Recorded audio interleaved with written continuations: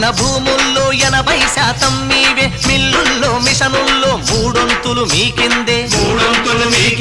రూపాయ కట్టలన్నీ మీ ఇనప పెట్టెలందే, బంగారం వెండంతా మీ మెడకే మీ కాళ్ళకే.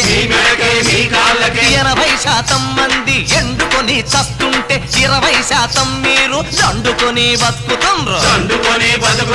మా చదువులు మా కొలువులు మీకు ఇస్తాము, మీ సంపదలో రిజర్వేషన్ మాకు ఇస్తారా? చౌదరి గారు, నాయుడు గారు, రెడ్డి గారు, ఓ రాజు గారు, మీ పేరు